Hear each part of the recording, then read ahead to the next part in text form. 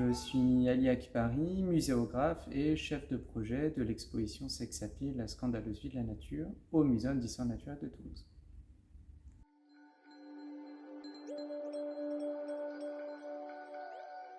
La sexualité est un sujet universel et surtout un sujet d'actualité.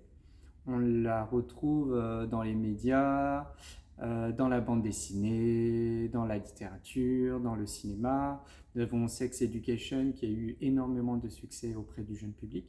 Mais c'est surtout un sujet qui a été abordé à travers les sciences humaines et jamais à travers les sciences naturelles. Donc c'était l'occasion de lui donner une place importante au muséum.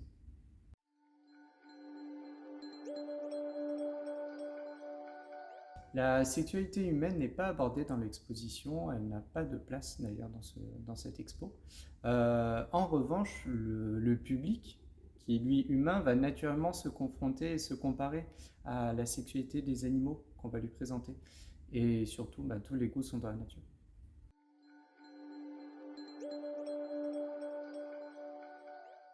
Certains pénis de mammifères possèdent un os qu'on appelle l'os pénien. Sa fonction et sa présence restent une énigme scientifique, mais toutes les hypothèses convergent vers un accouplement plus efficace. Nous, humains, nous ne l'avons pas, mais il est présent chez certains mammifères. Et nous avons au Muséum d'histoire naturelle et dans l'exposition évidemment une collection d'os péniens unique au monde, dont celui du morse qui mesure 55 cm de long.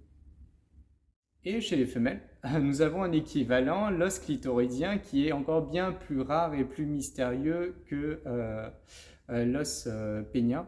Et celui-ci, malheureusement, reste aussi une énigme scientifique.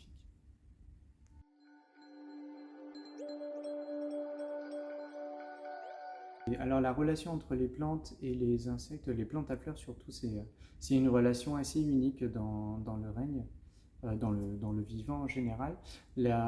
Cette relation date d'il y a 120 millions d'années et l'évolution a amené à des interactions de plus en plus spécialisées entre un insecte pollinisateur et une fleur précise, à tel point que parfois certaines sont dépendantes l'une de l'autre. C'est vraiment un cas particulier qu'on appelle la coévolution.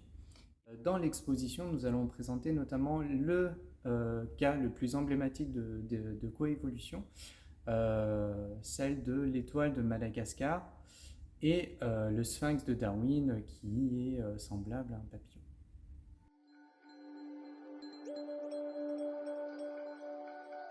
La première, c'est un sujet qui n'a jamais été abordé dans les sciences naturelles. Deuxièmement, nous allons présenter des collections uniques pour la première fois au public. Et enfin, on vous réserve de belles surprises.